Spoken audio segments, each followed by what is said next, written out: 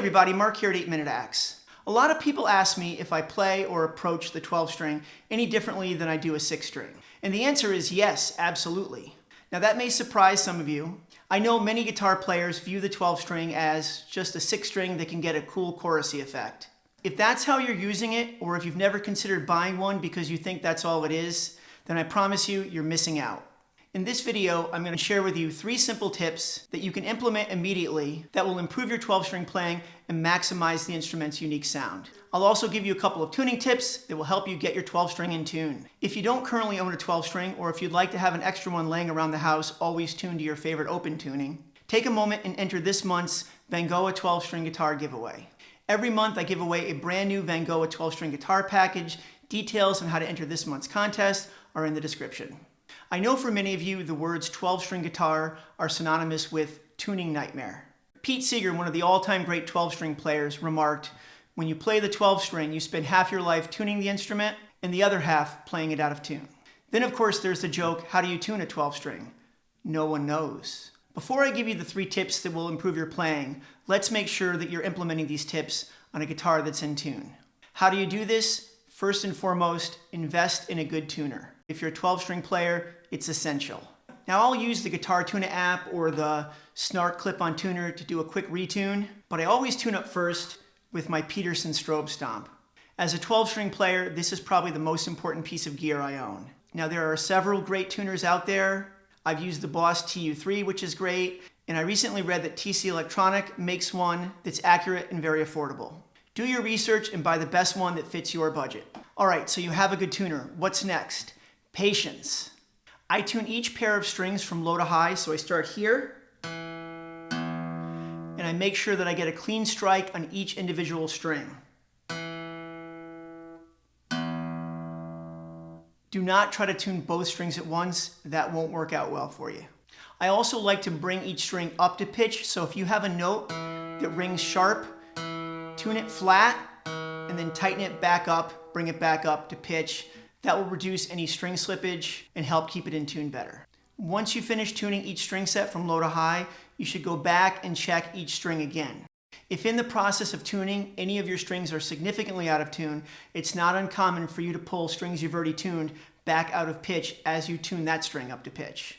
The best way is to do an approximate tuning and then go back and fine tune. Once you've completed the process, play a few open chords. I like to play an E, an A, and a D, and if anything sounds a little off or a little wonky, go back and fine tune one more time. I know this sounds like a lot of work, but like anything else, with practice, you'll get better and more efficient. Okay, so we have a perfectly tuned guitar. Let's get to tip number 1, use a thin pick. I've shared this tip before, and each time I do, I get a ton of emails telling me what a huge difference it makes. A thin pick makes it much easier to strike each string set evenly and consistently. If you've been using a medium or heavy pick, I think you'll be amazed at the difference. It's funny, last month somebody wrote me an email and said, "It's like I've been playing 12 string guitar for 40 years in black and white. When I switched to a thin pick, I'm finally playing in color." Well, I can't say it's going to be that much of a revelation to you. I promise you it will make your playing better instantly. I recommend a 0.5mm Dunlop pick. I recently switched from this one, which is a little more rounded, to these pointed ones, but either of them work really well. I believe they make them as thin as 0.35. Experiment and see what works best for you. Tip number 2, arpeggiate your chords. Yes, I know open chords sound lush and full, but they sound even better when you start picking them.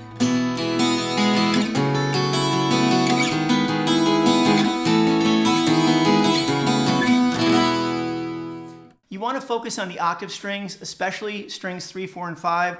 That's the real sweet spot. Think about how many classic 12 string riffs target those strings.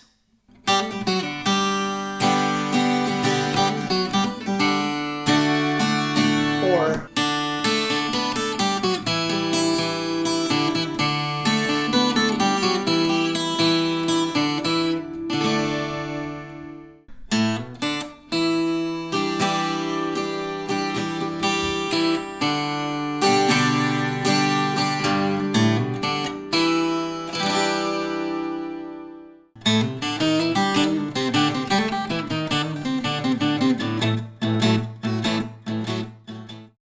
Tip number 3 is Tune down.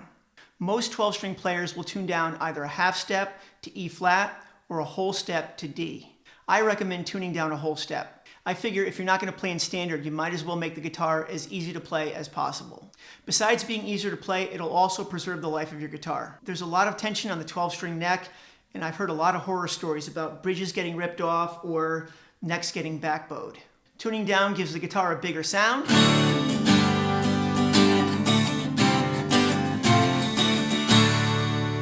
The strings are much easier to fret, and if you want to play along with your favorite songs in standard tuning, just put a capo on the 2nd fret, which will make the guitar even easier to play. One of the best parts of being a YouTuber is the sense of community. So if you have a tip, please leave a comment and share it with everybody. If you got something out of this video, please give it a thumbs up, and if you've made it this far and you haven't already, please consider subscribing to the channel. Most importantly, have a great day. I'll see you in the next video.